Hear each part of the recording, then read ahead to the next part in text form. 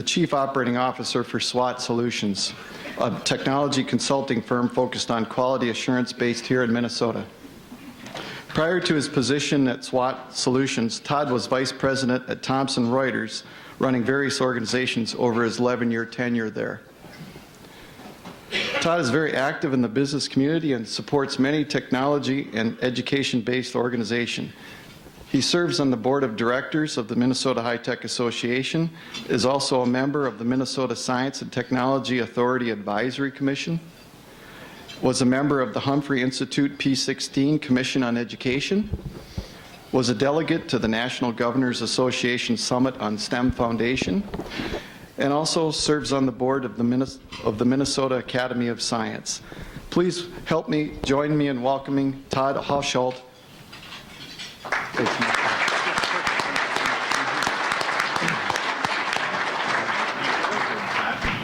you.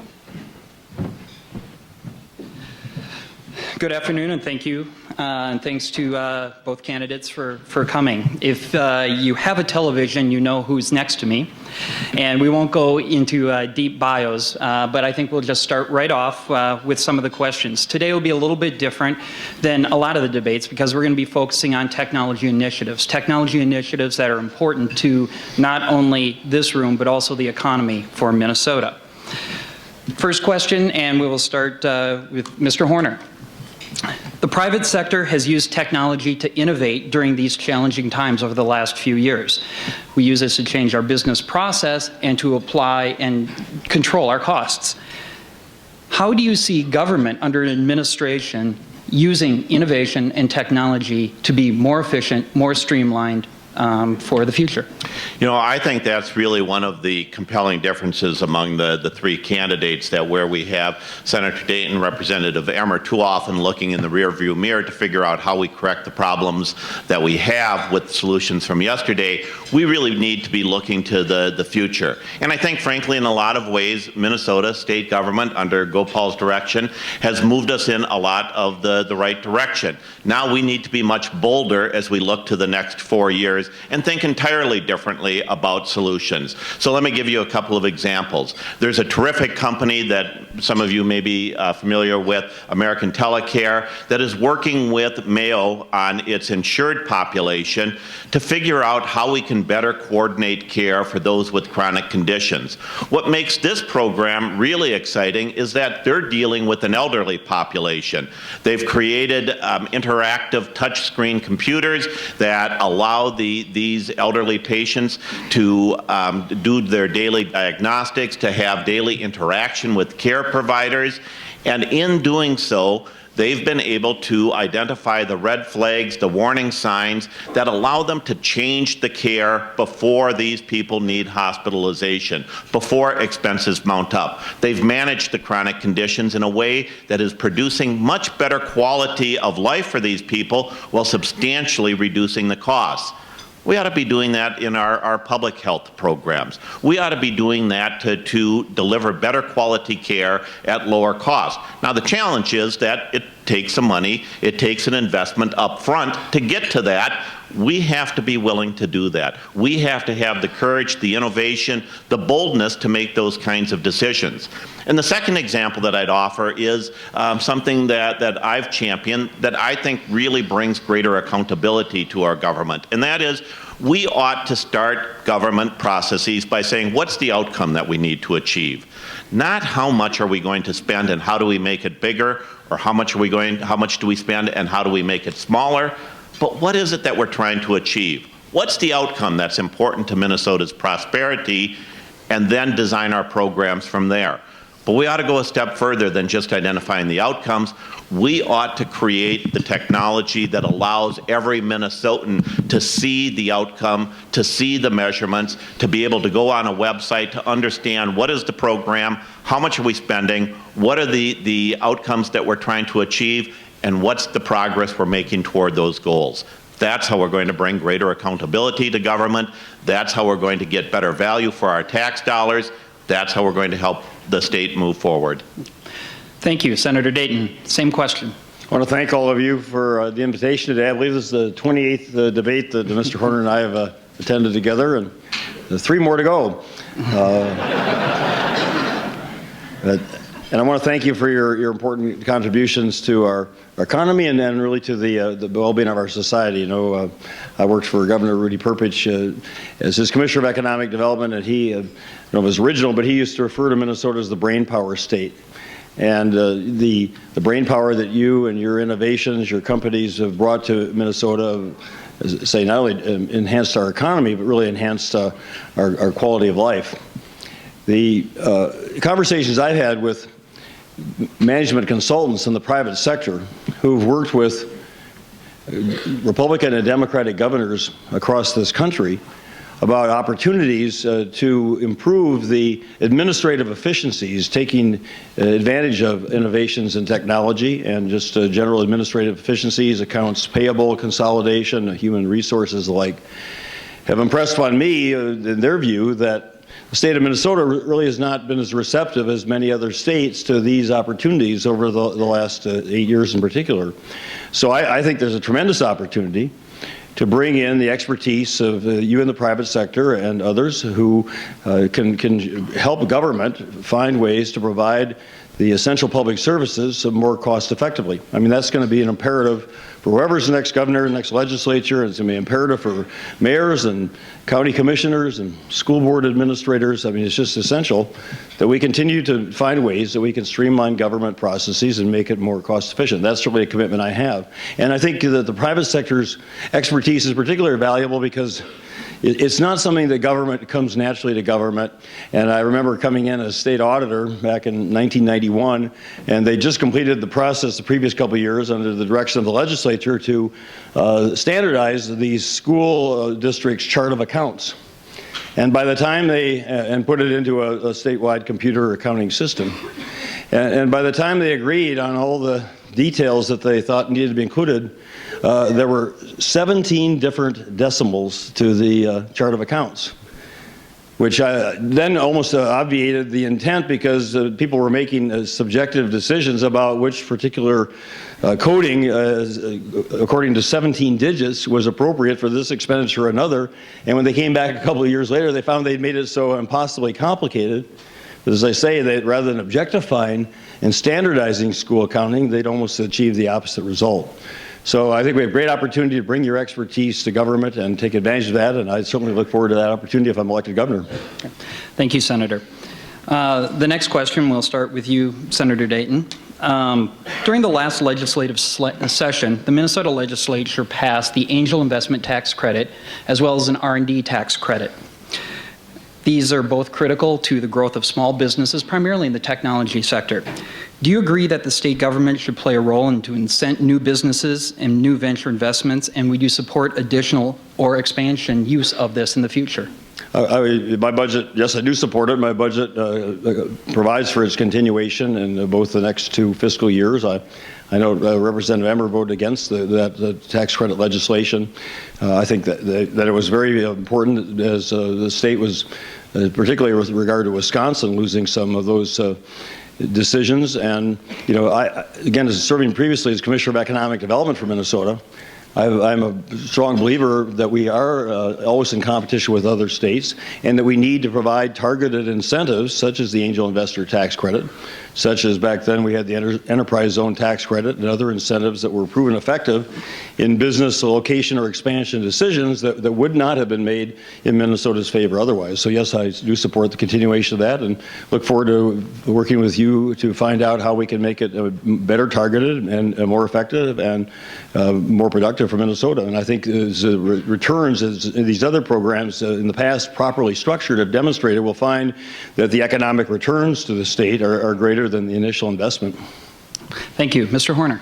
Well, one of the great things about doing so many debates is that we establish a pretty clear record of where we stand on the issues. And so, Senator, it's interesting now that you talk about opening up government to outsourcing, when in fact a lot of the savings in your budget, a lot of your rhetoric has been exactly the opposite, where you've opposed outsourcing, where you've said you're going to get savings by stopping outsourcing of exactly the kinds of services that would drive innovation. So there needs to be a consistency, because that's really what we need from government.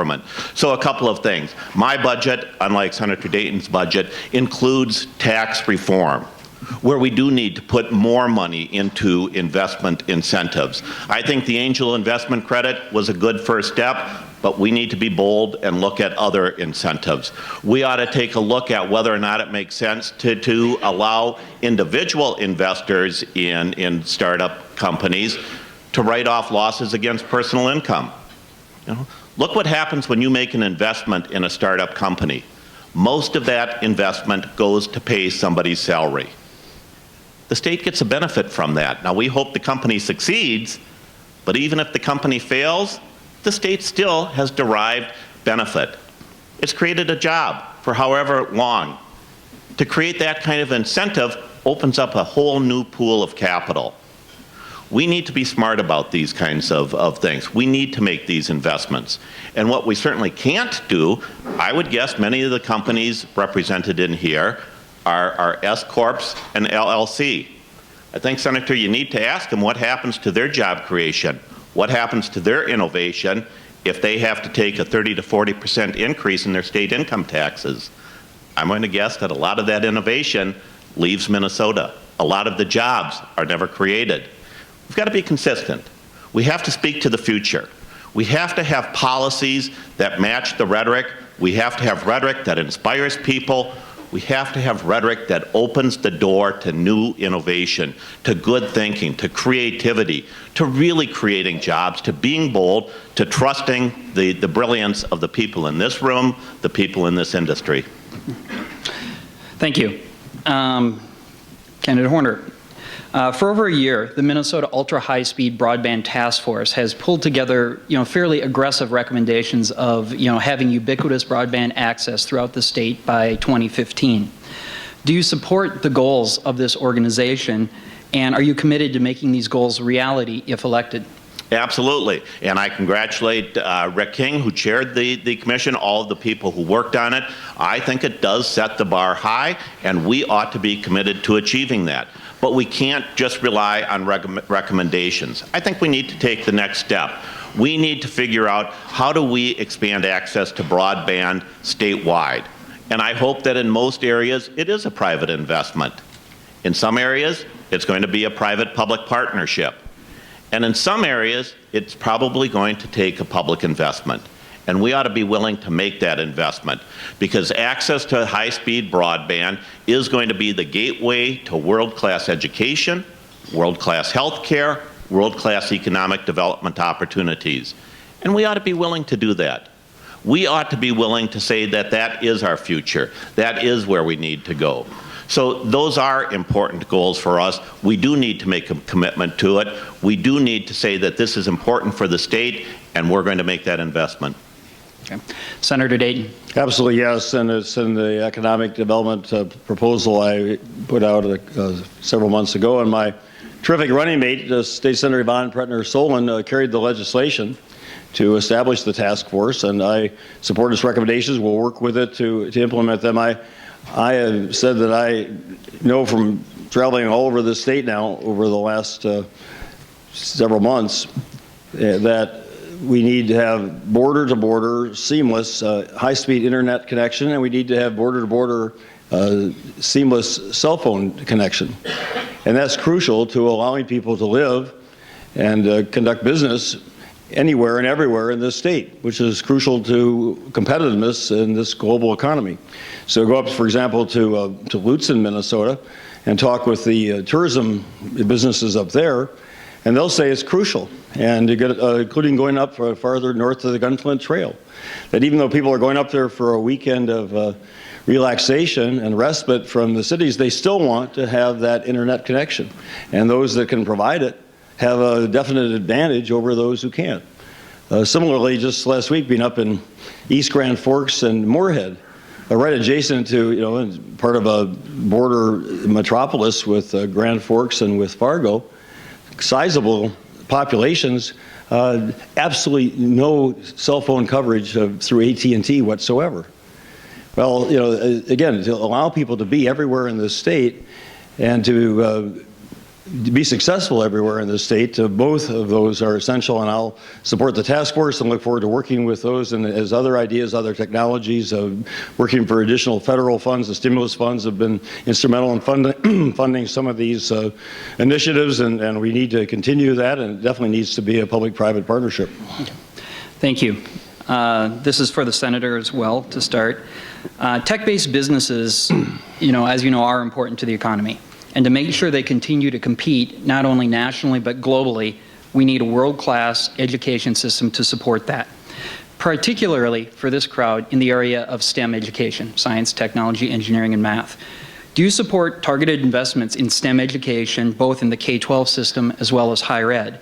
And also, do you have any specific suggestions for that area? Well, first of all, we need to balance the budget. So whatever proposals I would make for further initiatives have to be in the context of first balancing the budget. But the state funding for public K-12 education has been reduced by $1,300 per student in real after inflation dollars over the last 8 years. Our commitment overall to higher education has gone from 12th highest among among the states in the nation at the beginning of this decade to 32nd highest today. We have among the highest tuitions in our 2-year public colleges, our 4-year public universities, the University of Minnesota. And so we are not making the investments, and so we're not making the investments overall, and that applies to areas like science and technology as well. I was a 9th grade science teacher in New York City right out of college. I know that you need to make the additional investments in laboratories and other equipment and technology necessary. We put an emphasis on testing. In the last decade in this state and nation, the 3rd through 11th grade students are subjected to 61 different tests, I'm told. Well, I asked myself when I was in the Senate, why is there such an emphasis on this testing? And, accountability is absolutely important, absolutely. On the other hand, I concluded that in part, it's easier to be talking about testing and the lower cost of that rather than the cost of putting a computer on every desk, in every classroom, in every school in America. And if we make those kinds of investments in the providing our students for all backgrounds and all walks of life with the tools and the technology that they're going to need to be successful in the years ahead, then we'll start to reap the benefits of those investments in the future in this global economy. Mr. Horner. Well, so first of all, let me just clarify a point because I don't want to fall into the same bucket. Back to the broadband. I do think that there will be areas of the state where we need to have public investment to create access to broadband. I don't know that the same situation is true in cell phone. I don't think the government ought to be involved in every aspect of our lives, certainly. And so, Senator, I just suggest that maybe you ought to look into Verizon because I got pretty good reception up in I have one with Verizon, too. I have one of each. So, but let me talk about the importance of STEM. I agree, and I will congratulate Senator Dayton because I think he has spoken articulately to the need for investment in higher education, and I do think that also is an important part of our budget. We need to make that commitment. We need to make higher education accessible. We need to make it affordable. We need to make sure that our 2-year schools in particular are well funded and are the bridge. But let me talk to where I think we do differ, and that is, I'll give you an example. The largest school district in the state, Anoka-Hennepin, superintendent there, last year was going to lose a terrific vocal music program. Went to Education Minnesota and said, give me some flexibility on seniority. This is a great program, a great young teacher. We're going to lose the program. Give me some flexibility. Allow me to exempt 1% of positions from the strict seniority requirements. Now, this is a school district with 2,800 teachers. He's asking for 28 waivers. Education Minnesota said no. He said, next year, in another high school, I'm going to lose an engineering program. Again, a great young teacher, engaging students, getting them involved in a critical component of STEM. We're going to lose the teacher, and with it, we're going to lose the program. Give me 1/2 of 1%. 14 waivers out of 2,800 teaching positions. And Education Minnesota turned them down. We can't afford that. It is great to say that we ought to have more STEM in our higher education, but if we're not making the investments in K-12, we're not going to get them there in higher education. And to get there, we do need to think differently about K-12, about how it's structured. I mean, look at what happens right now. You could walk into just about any high school in Minnesota, and it wouldn't be much different from the high school classroom I walked into my freshman year. Maybe you'd have a whiteboard instead of a blackboard, you'd have tables and chairs instead of desks, you'd have a few computers in the room, but what happens in that classroom? The basic interaction between the teacher and the students, largely the same. I started high school in 1964. What institution has remained that static that long? And yet, look at how we address the challenges. More money, blame the teacher, do this, do that, instead of figuring out how the kids learn. How do we get them engaged in STEM? How do we get them to think differently? You know, in 1964, my big purchase of the year, Meet the Beatles. And I was really excited about that. Capitol Records told me exactly what music I would listen to and the order in which I would listen to that music.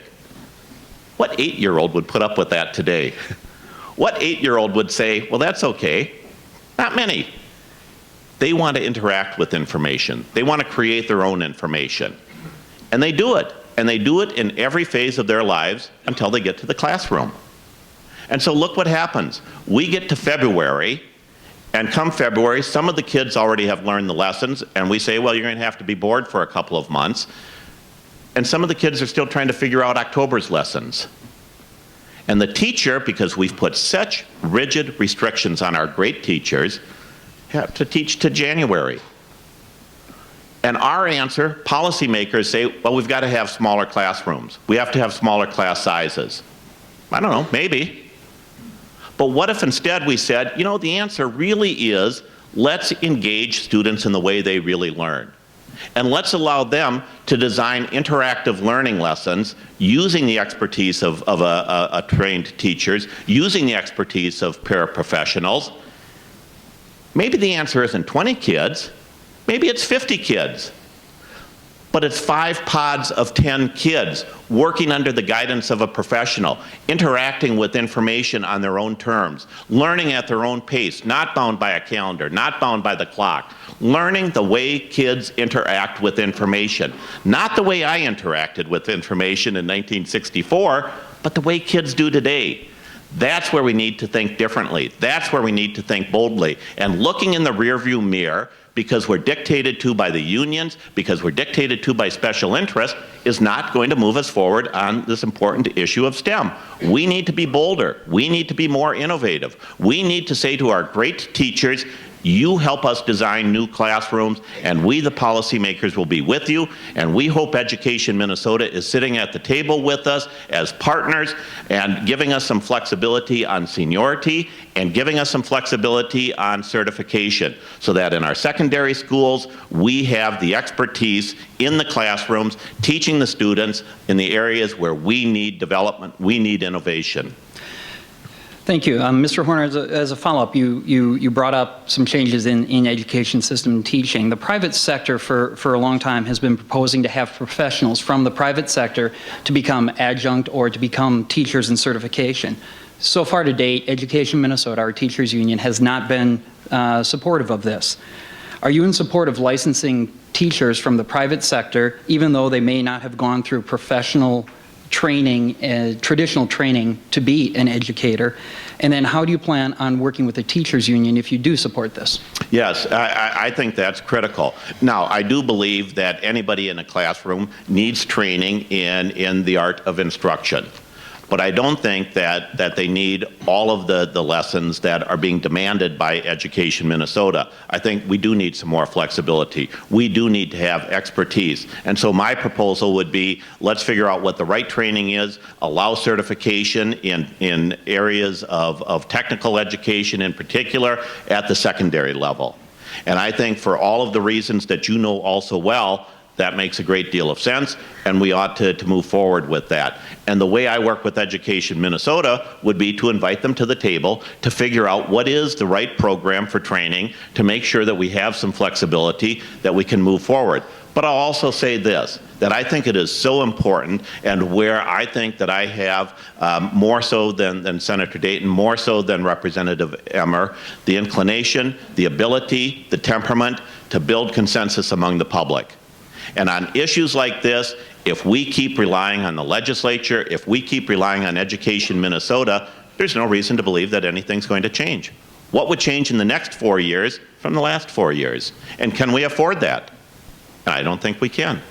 And so the next governor, to be successful in this area, in so many other areas, is going to have to be a governor that goes over the heads of the legislature, engages those 60, 70% of Minnesotans, of parents, of professionals, of students, who really believe in this, who understand the need for this. Build the consensus there and bring that political will back to the legislature. That's how we'll get it done. Thank you. Senator Dayton. Well, I can digress for a moment since Mr. Horner brought up the Beatles, to recount a searing experience back in 1964 when I was a few years ahead of him in high school, and my high school hockey team was having its annual banquet end of season in February of that year at our coach's home, also one of my teachers in high school. So I had to be well behaved, and the Beatles were appearing for the first time in the United States on the Ed Sullivan Show, and I was all excited. So just as Ed Sullivan said, now, and here's the Beatles, 4 of my teammates swooped down, prearranged signal, picked me up, and locked me in the closet in my coach's living room. And so I missed the Beatles. Unfortunately, because of the absence of technology back then, we didn't have instant replay, so I wasn't able to watch. Back to the question. I taught 9th grade general science in New York City out of college. I was pre-med in college. I took advanced physics, and I took biology and chemistry and organic chemistry. I knew 9th grade general science upside down and inside out. But that didn't make me a good teacher. And the skills of becoming an effective teacher were ones that I had to learn separately from my academic knowledge.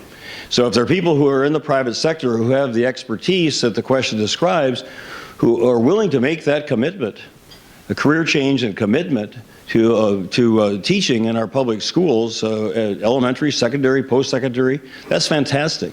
And there is right now in Minnesota an alternative licensure method by which they can apply, and school districts can apply for a waiver.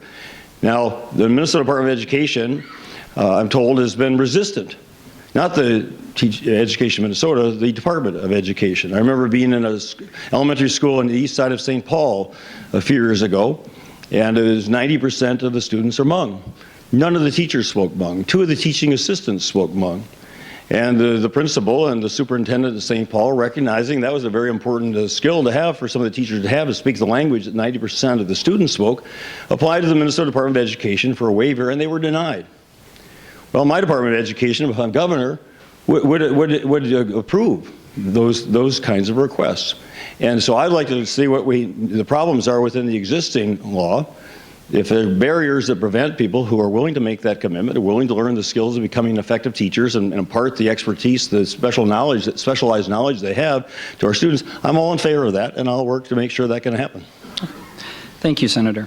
One more formal question, and then we will open it up with Senator Dayton, you being able to close first, and then to Mr. Horton to give a general overview on your views. So, for technology specific for this audience. The question to Senator Dayton, do you believe there are changes that could be made to the Minnesota business tax structure that balances the state's need to provide services as well as individuals' businesses' needs to invest in their growth? Well, again, the first challenge we have is to eliminate a $5.8 billion projected deficit for the next biennium. So I'm not in a position to propose tax reductions, with exception of something like the angel investor tax credit, which is included in my budget as a continuation. I believe in principle, Senator Tom Bach and others have proposed it previously, that there be a 10% exclusion for income through subchapter S corporations or for LLCs. So if that money can be reinvested in the business and not be taxed at the individual level. That's that approach I would like to look at in the future. I think the Minnesota corporate tax system is regressive, and that smaller businesses that do most or all of their business within Minnesota pay a higher corporate tax rate than the larger corporations with the three-part apportionment formula pay a lower effective tax rate, and that's one that's being adjusted over the next couple of years to conform to Wisconsin. And again, that's something I'd like to consider doing in the future, but I'm very clear I'm not in a position to propose doing that at this point in time. Okay. Thank you. Mr. Horton. Well, it's nice to see that Senator Dayton is getting religion this late into the campaign. You know, we do need a tax overhaul. We have a tax system largely created in the 1960s and 70s for a very different kind of economy and a very different demographic. When we had a lot of young families coming into their high-earning, high-spending years, a tax system heavily dependent on income taxes worked very well. It's one of the reasons why Minnesota was able to invest in education and healthcare and our physical infrastructure and do well in the 60s, 70s, 80s, set up the success we've had in the 90s and in the last decade. Today, we have a very different economy. We have an economy invested in service and knowledge. We have a population that is growing older. As a direct result of the tax system we have and of bad public policies, we have too much dependence on property tax, and we have too much dependence on income tax. And the consequence is that we have a great deal of unfairness here and a high level of volatility on the income tax side. You look over the last dozen years or so, and one of the reasons why we have some years with big surpluses and some years with big deficits is the volatility of the income tax. To put more reliance on the income tax, to say that we're going to tax 4% of the population at a rate 30 to 40% higher than we are today, and that's going to fix a problem, it exacerbates the problem. It makes it worse. It makes a great bumper sticker, but it's terrible economic policy. And so Senator Dayton talked about Senator Bach, who is this year's chair of the Senate Tax Committee, a Democrat from northeastern Minnesota. He proposed a tax reform very similar to what I've been talking about. The Business-Led Tax Reform Commission, appointed by Governor Pawlenty, recommended reform very much what I'm talking about. Art Rolnick, who retired after 25 years in the Federal Reserve System, one of the most respected economists, looked at the three budget proposals from Horner, from Emmer, from Dayton, and said mine was the best. Newspapers around the state have looked at the three budget proposals and consistently have said mine is the best, because it drives reform. It changes a tax system that is out of date to one that reflects the economy.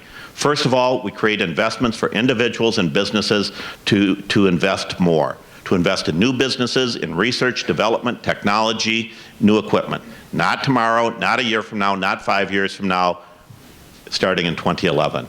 And secondly, we're honest enough to say that we're going to pay for it through a consumption tax, lower the sales tax rate by a full %. You're buying big ticket items, you'll get a break. Medical care, food, essential services will continue to keep tax exempt. Clothing, which actually increases the progressivity of the sales tax, we ought to tax the way most states have. Same with personal services. That's where our economy is today. It does two things. One is that it gives the government a predictable flow of income so we can make good long-term decisions about education, healthcare, research, infrastructure, the things government ought to be doing. But secondly, we have in Minnesota more and more people, like the country, not paying any income tax at all. If you don't pay any tax, it's pretty easy to be an advocate of more government spending. As a principle, as good economic policy, we need to connect people to the cost of government based on their ability to pay so that everybody has a stake in controlling the cost of government, in making government more accountable. We need tax reform, not just more taxes. Thank you, Mr. Horner. This will be the last question. We'll start with Senator Dayton and then close with Mr. Horner.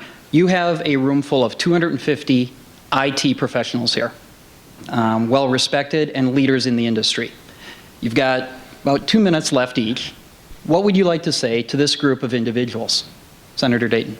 Well, this election is about Minnesota's future. It's about your future. It's about a recognition, and some of you I would affect by my tax proposal if you're making over joint filers actual income of over $173,000 a year, and an individual over $152,000. I would ask you to pay higher taxes on that that amount of your income above those levels.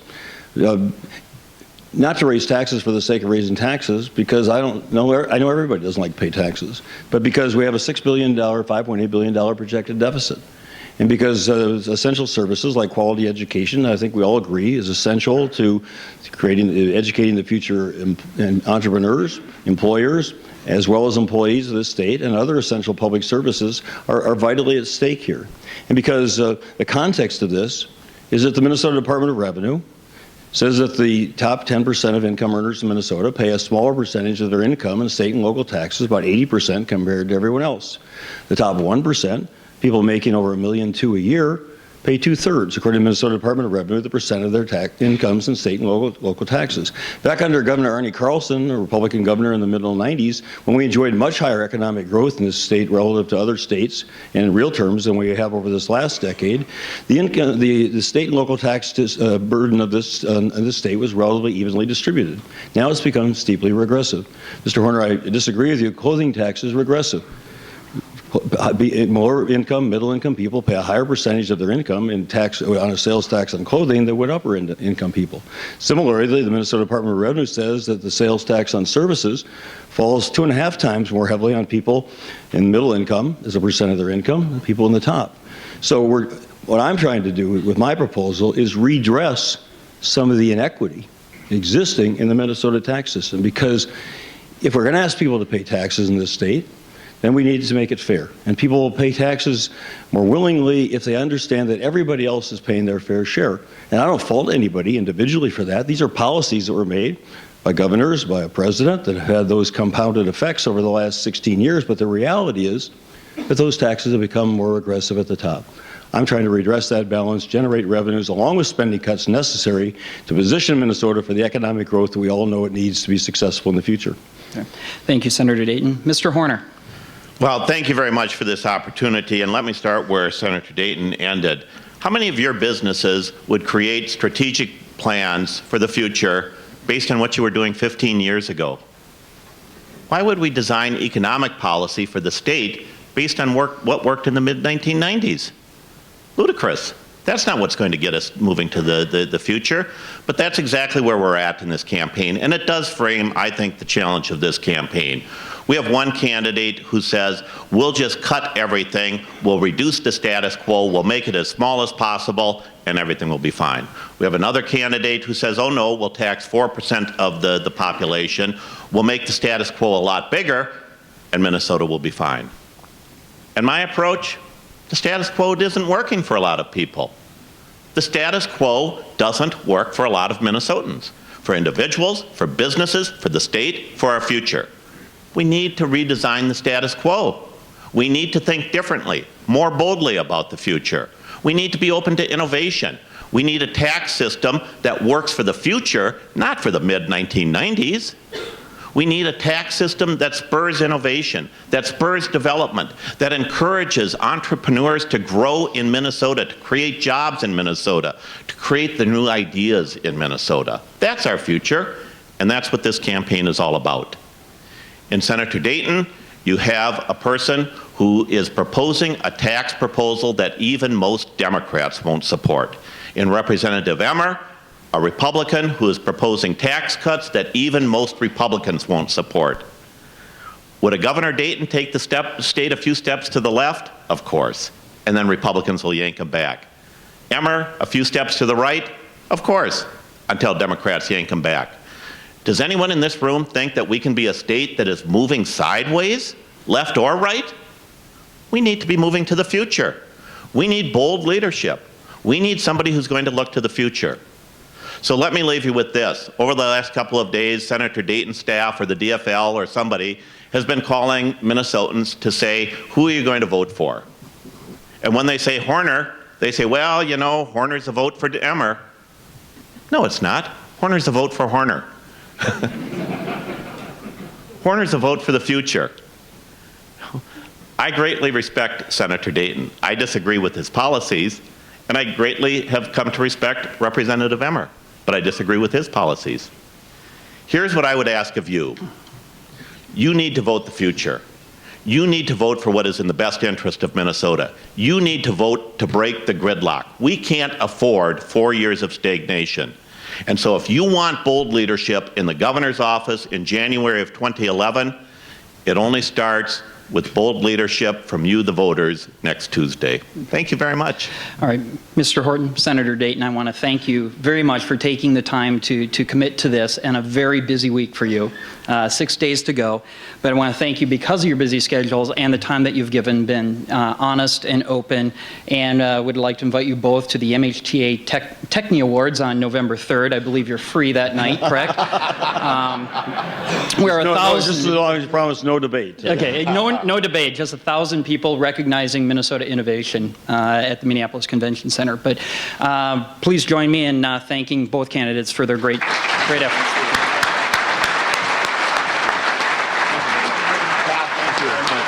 Thank you very much.